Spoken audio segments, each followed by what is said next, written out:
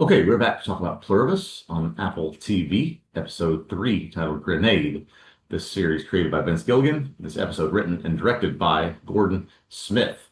7 years before the joining, Helen and Carol visit an ice hotel in Norway. Carol finds it absolutely miserable even after learning that her book made the latest top 20 of the bestseller list. In the present, Carol learns about a Spanish speaker who has no interest in engaging with the hive mind, but he refuses to talk to Carol despite multiple attempts to contact him. After the hive mind delivers a gift to Carol that Helen bought her before the joining, Carol demands that they forget about Helen and bring her a hand grenade instead. Carol then visits her local Sprouts supermarket, which has been emptied, but the hive mind replenishes it at Carol's request. Zoja delivers the hand grenade that night. Carol activates it, not realizing that they would bring her a real grenade. Zoja is then injured in the explosion and is taken to the hospital for recovery. While there, Carol speaks to another hive mind member who tells her that they would give her anything that she asked for, even a nuclear weapon. I want to sort of give you an initial thought and get your reaction to this, which is episodes 1 and 2 of this show were just completely wild. I mean, absolutely entertaining. And certainly this episode I thought was as well.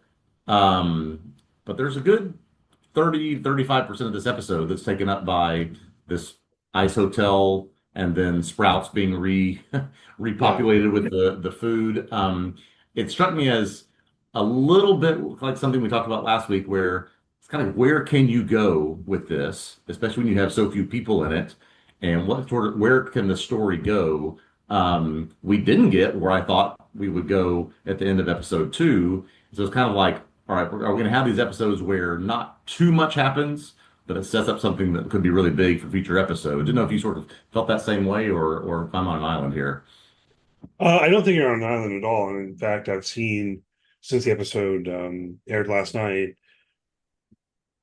some criticisms out there, or similar worries and things like this. So it feels like a pretty widespread sentiment that episode 3 doesn't feel like it was as good as episodes 1 and 2, or we're a little bit worried about where the show's going, or is there enough story, or Yeah. I saw someone complaining about how quickly they restocked the Sprouts store.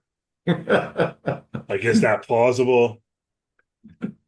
So I feel all of that, but then I found myself thinking, like, no, no, no, I'm going to go in the other direction as much as I can, and try to defend what's going on here, because I do still think it was good. And I guess I want to suggest maybe it's a matter of taking the show on its own terms, Yeah. and we're learning what those terms are, if that makes Yes. sense, right? So the Yes. biggest thing I found myself thinking about along those lines is the extent to which this show is a comedy. Any thoughts on Mm. that front? Yeah, I was struck a little bit by how maybe the best parts of this episode were sort of the funniest parts. Yeah, You know, Carol trying to pronounce some things that Zoja was talking to her about. Just the mistreatment of Carol towards Zoja and the other Hive Mind members. The ridiculous things that she asked for, even in the just sort of miserableness of Carol when she's at the hotel at the beginning. I did find a lot of humor in this episode, and I think that this show sets itself up that we might see a lot more of that going forward. yeah, and so I guess I was thinking in particular about that Sprout scene. Hmm. I want to claim it's hilarious, right? So Yeah. if you're watching it like I'm watching a serious science fiction show, which Yeah. I think then could lead to that kind of critique of, is it really plausible that they'd be able to show up with the trucks full of food and restock the store that fast? I don't know, man. Maybe, if the food was all still on the trucks anyway, like they just packed them up, they left the food on the trucks, or they Yeah. hadn't actually unloaded the food elsewhere yet, or something. Yeah. If you're worried about that, but I don't even really think we should be worried about that, but rather enjoying the absurdity of the whole thing, Yeah. right? That's right. Because look, I don't know how you feel about this, but I I get where Carol's coming from, right? She doesn't want them to like hand deliver the breakfast she had that she liked 18 years ago. Like, this is all Right. creepy stuff. I just Right. want to go to the store and pick Yep. up my oat milk and my olives and presumably she eats other things. Yeah. you know so I get that, right? But the idea that they would completely restock the store just for Yeah. her um is ridiculous, Yeah. because that's like, that's way more food, and she doesn't even want all of the items, you know what I mean? Yeah, So exactly. I found that interesting, particularly because after that scene, we get Zoja showing up with a grenade and saying, "Oh, I'm sorry it took a little bit longer than we thought it would to get this." And then I was going through this mental exercise of, would it take longer for these people to find a grenade or to get all of this food, shipped back in and stocked back in the sprouts? So do that within a matter of, like you said, a couple of hours. So it's just, yeah. So the logistics of this organization is still trying to figure it all out.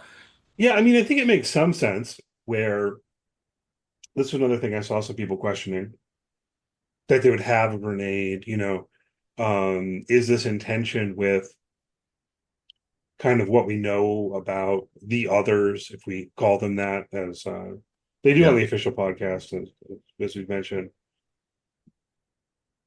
I don't know. I mean, I guess I feel like we're learning more about them, and that's how we should think about it. I don't know if I think it's an inconsistency, at least not yet. We learned last week that they won't kill, right? Right. And I think even we talked a little bit about the nuclear football and whether they immediately disarmed all the nukes in the world. That's right. Yeah. I guess maybe not from what we get in this episode. Yeah, they're Because like, maybe they're burying the guns and the bombs and putting them all, to where no one can, they're not accessible to anybody, so that nothing happens and we don't accidentally kill people, and so that's why it takes a while to get one. But yeah, you need food or something to further your happiness, we can get that for you immediately. right, and I started feeling like I don't know if the show will ever give us this, Yeah. but I want to see more of what these people are doing when Carol's not around. Yes. Yes. I want to see more of like what their lives are like. Um, Yeah, they said something interesting on the podcast that was like when she gets her mail and she gets this stack of bills or whatever, and then she gets the package that Helen had sent to her. They said, "Oh, this is the last time she'll ever get mail in her life." And yeah, I found that comment interesting. Just to your point, it's like, okay, so we're not sort of operating normal society anymore. People are not delivering mail so yes, if that's not the case, then what are they doing all day, every day? Just sitting in their house, just waiting to be compliant to something? I'd love to know more about that. right. I mean, well, it doesn't make any sense that all of them would be fully devoted to these like dozen people who aren't a part of their hive mind, right? Yeah, In particular because they want to solve that problem. They exactly. they want to ultimately get Carol and the others who aren't joined. They want to do the joining, like what went wrong? Why aren't you part of us? Um we can think it through. I think it does make sense to say Carol will never get mail again because the others wouldn't need the postal service. They're Certainly. all like telepathically connected, right? Yes, yes. Um, all right, so we're getting rid of that. The weapons, yeah, I mean, I guess we're imagining they just warehouse them. They're not going to use them, That's you right. know. That's right. Um, it is a question we should ponder further about why they're so willing to give Carol a grenade or even an atom bomb. Yeah. Like the DHL guy, Yeah. it's almost surprising that he pushes back at all. He's going like, Yeah. um, Well, we would talk about it with you. Yeah. but that scene's also very funny, I thought, right? Where he's like, Uh, well, I mean, we try to discourage you, are you sure that, but even after he goes through all of that, he goes, do you want a bomb, Carol? I'll get back to you on that. um, so yeah, they haven't got rid of those things entirely. Um, I lost my train of thought. Talk. I don't know. Does this make sense to you? I mean, or that they would warehouse the weapons as opposed to destroying them or whatever? I guess that's the kind of question I was after. Yeah, I think whatever's the safest way to get them out of use. Probably, I mean, I assume they all now are expert bomb dismantlers and weapon dismantlers based on sort of shared knowledge. So I guess they could do that, but that seems like it would take a tremendous amount of time. So if we just bury them or warehouse them or get rid of them somehow, we can move on to the next thing. But yeah, we're never going to go back and use them, so no point in us having access to them. Yeah. Okay. Yeah. Yeah. So okay. Picking up the train of thought I was trying to follow. Yeah. Like, so what are they doing with their time? Because I think Hmm. we can speculate more about that. We can think about that more, right? They're not going to send each other mail. That doesn't make sense. Right. We know that uh, the first thing that they were all setting themselves to was cleaning up the mess that was Yeah. created when Correct. the joining event happened. Um, Once they're done with that, I think this is what we're curious about. And I think it does feed into the question of to what extent they maintain some level of individuality, you know? Yeah. Yeah. Um, but it's interesting what needs to be done. Because I was thinking about it with the food, right? They all need to eat and all of that. They're still human in that way, Correct. Yeah. right? So the reason that the sprout store is empty makes some sense that they're going to kind of centralize food or just think about what is the most efficient distribution. Yes. And Yes. I guess the most efficient thing isn't grocery stores. It is Yeah. more efficient somehow to just like warehouse food and directly deliver what people want to them. I guess that's what's Yeah, better. I'm wondering about that too. Is yeah, there's a pickup situation. It's certainly, but basically, commerce is dead at this point, right? The economy is dead. There is no reason to, have prices or competition or markets on anything. So we're going to make sure everyone is taken care of. Everyone's taken care of equally. I mean, we can certainly, I guess, at some point have the political conversation about all of this, but there's yeah, whatever is the most efficient, logical way to distribute food to everyone, that's what they've developed. Now we haven't seen any of that yet. Mm. I, I would think, and actually I'm happy to tell you we have 9 episodes in this season and not 8. It looks Ah, like okay. that there's room to explore these kinds of things, and hopefully we do. With Carol, Carol's just sort of 1 inch budge of inviting Zoja in for a drink. Sorry, is she wanting to learn more about what's happening and what's going on as opposed to just isolating herself from what's happening out there? Good. Yeah. Okay. Let's circle back around to that. Good. This is something I want to talk about. I was somewhat surprised by how episode 3 begins. Not the ice Yes. hotel cold open, although we can talk about that more, but after that, right? I guess I don't really recall how much we talked about this last week, but in my mind, I was sort of thinking that when Carol ran to stop Air Force One, it was going to be to go with them or something. I don't know if that makes sense with her character necessarily, but I kind of thought that's what was happening. That's not what was happening. She went and stopped Air Force One to like renege on giving Zoja permission to go with Goomba, right? She wants Correct. Zoja to stay with her. Yeah. And I think there really is something to think about there in terms of their relationship or how Zoja's like the only one of the others that Carol is willing to interact with, basically. Yeah. I was exactly in line with you. I thought that, Kumba was going to be a major character in this series, and maybe he will be at some point, but just that she was going to go on that journey with them. Zoja would be there, but it appears she stopped the plane so that Zoja would go with her.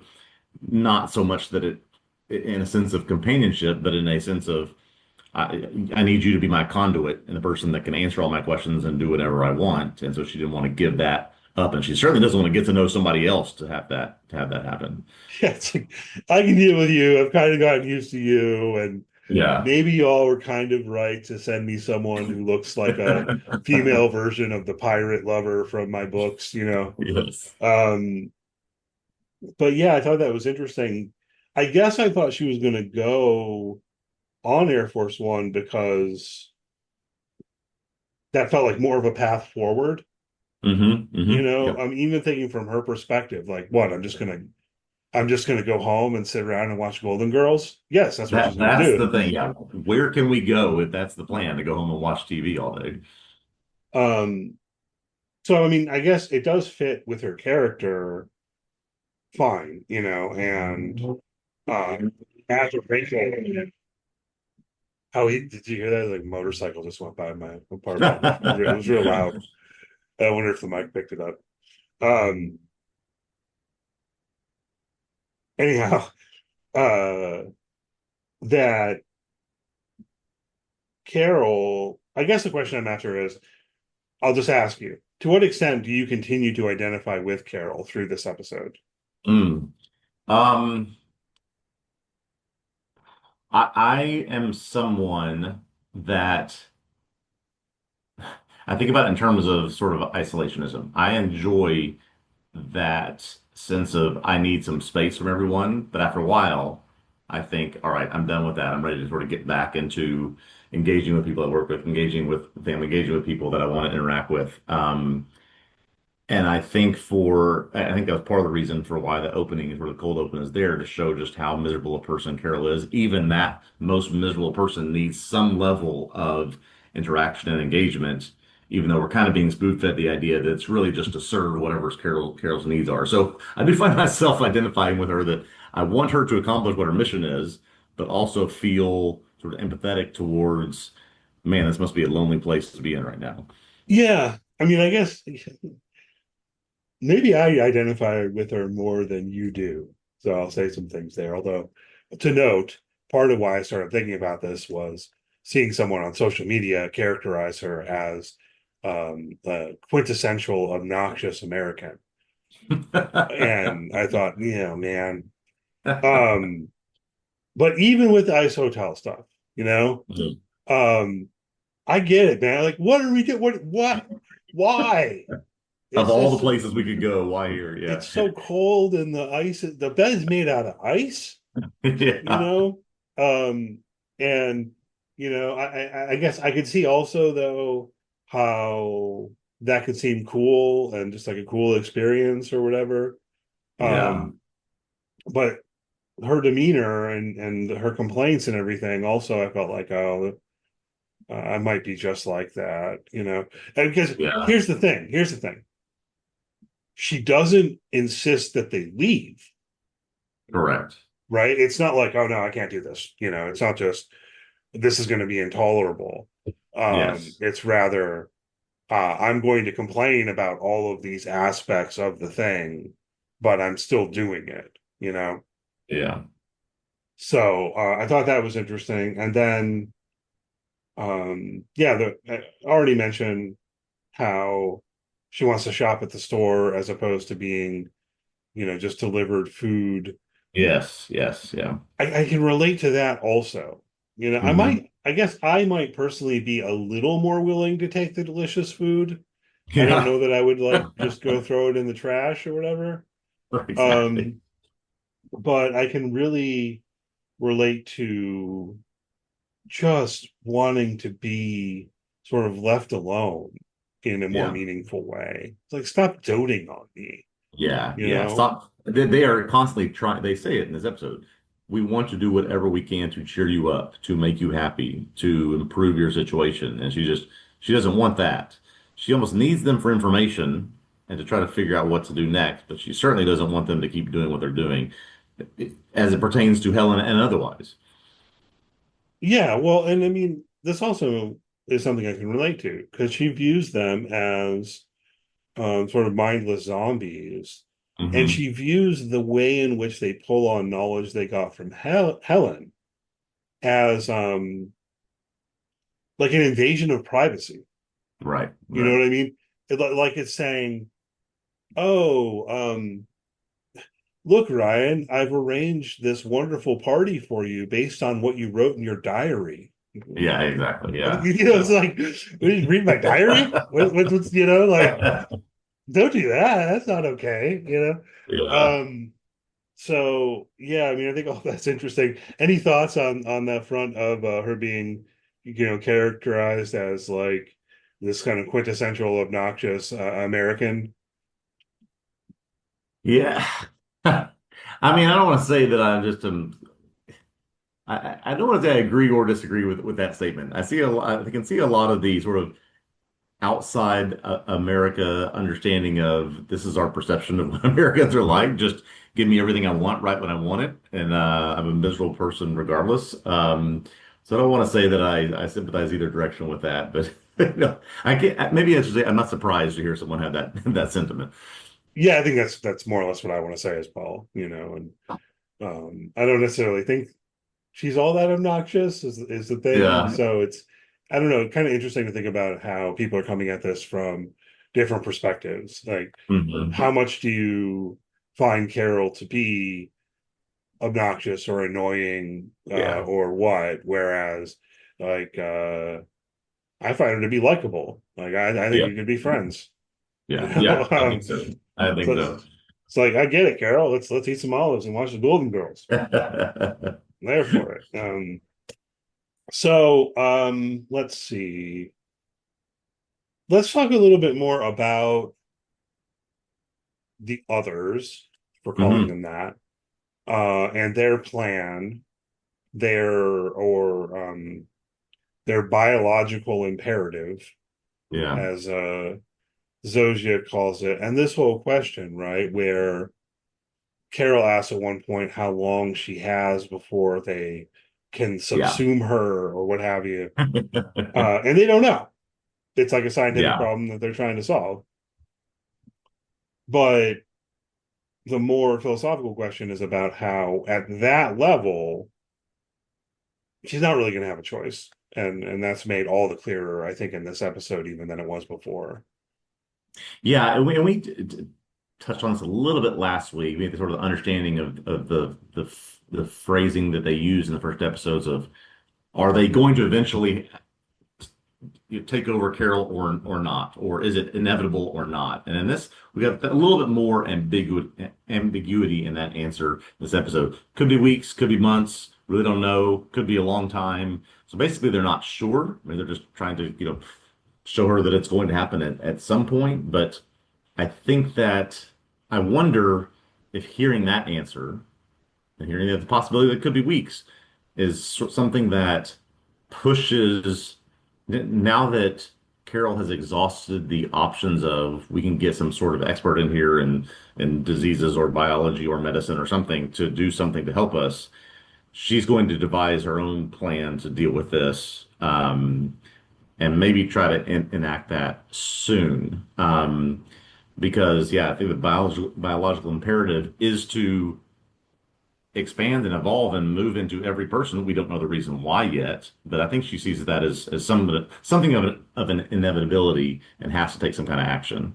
Yeah, well, Zosia says something like, if you saw someone drowning, would you save them, right? And Hmm. she's comparing Carol to someone who is drowning, and Yeah, they're viewing it along those lines. You're correct. Yeah. a miserable, isolated soul, and Someone this worth is to saving. Yeah, your benefit, right? correct.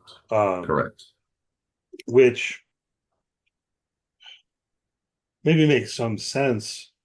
I found myself thinking about, well, okay, first I wanted to say it seems pretty clear to me that they just don't know why Carol and the other people who weren't affected.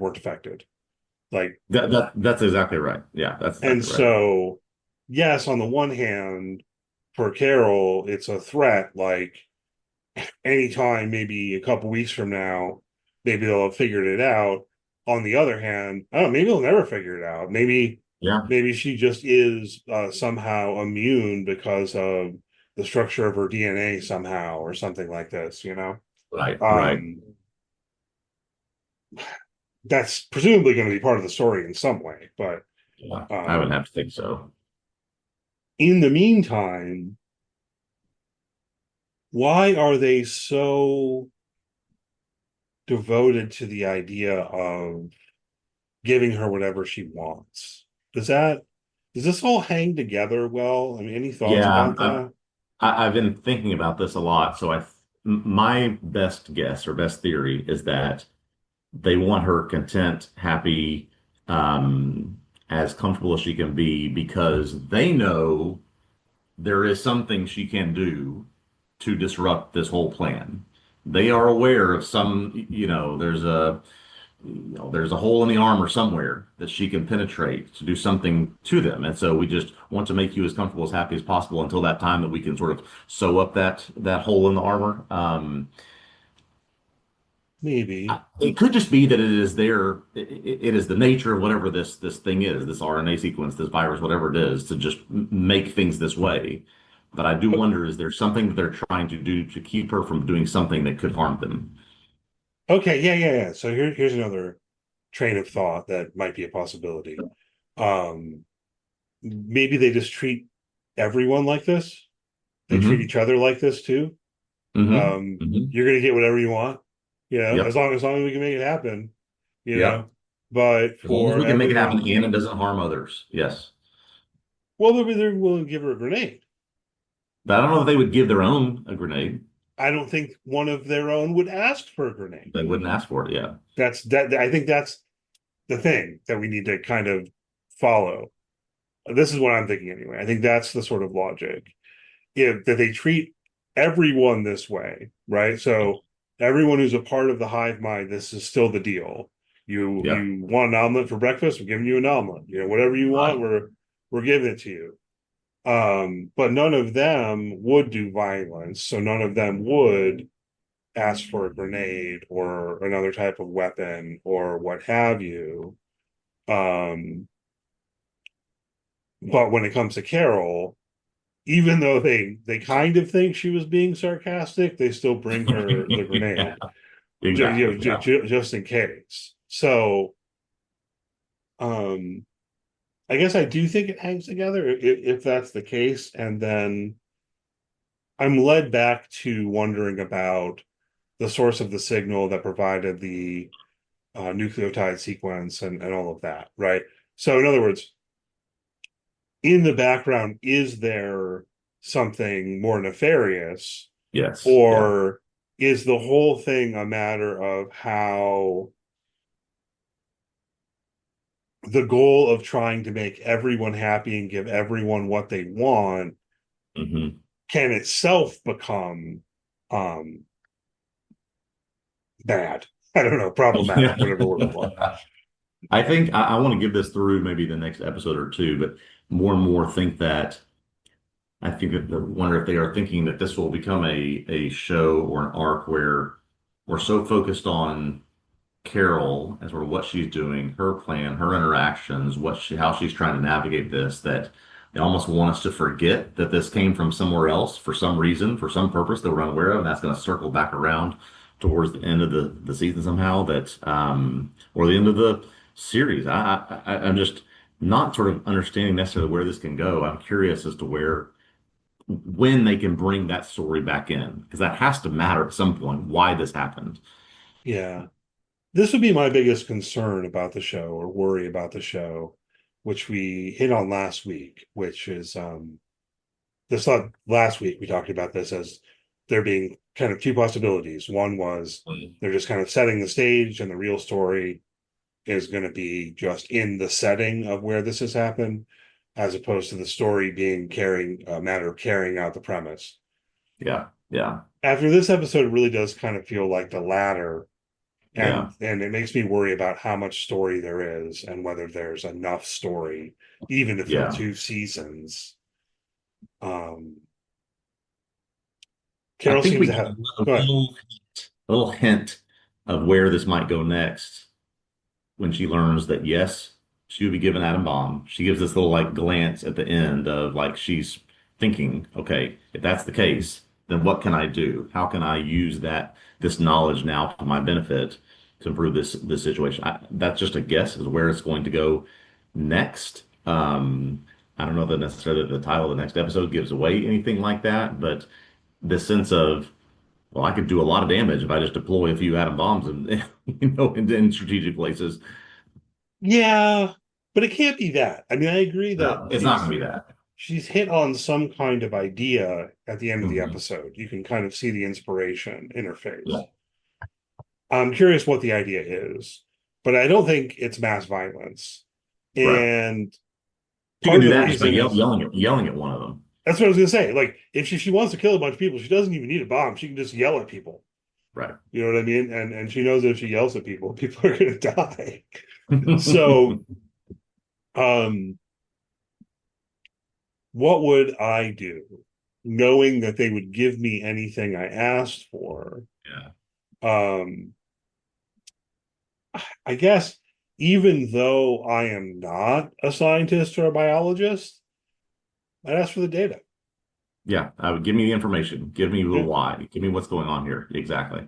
And then do my best to try to figure out how it works and things like this. I mean, you can't find someone who already has the expertise, but you want to try to figure out a way to reverse this if you're Carol, right? Yeah. So it seems like, okay, well, if you'll give me a nuke, then surely you'll give me the data about Yep. how this nucleotide has affected people's DNA or whatever, and try to Exactly. figure it out. Yeah. And I say, if you've got nothing but time and a whole population of the world trying to serve you, you could eventually, I would think, find out something, figure out some information that would help you. Yeah, and I mean, well, she's been really resistant to this, but it seems like even no, no, no. Now I'm thinking this through further. It's not just give me the data, it's also like explain it to me. Give me the answers to the test. Yeah, that's what Yeah, I'd ask for. because if you have the knowledge, then they'll be willing to give it, you know. Yeah. So that's interesting, and I'm definitely really intrigued, and I'm still invested in the show and all of that. We're only 3 episodes in, Yeah. so maybe at some point there will be some kind of twist in the narrative that opens things up more. I'm just a Hmm. little bit worried that it's more like a short story they're going to try to make into 18 Yeah. hours of television or something. Yeah. Is there enough here? But Exactly. Exactly. I guess trust Vince Gilligan. Um, all right. Anything else you want to hit on this one before we wrap up? No, I think this was good. Very much looking forward to the next one and where her new knowledge takes us. Yeah, same. Okay, so we'll be back next week, continuing to talk about Pluribus. Thanks as always for listening to the podcast. If you enjoyed it, please do leave a good rating, review, all that good stuff. If you're on YouTube, subscribe to our YouTube channel, hit the thumbs up, and so on.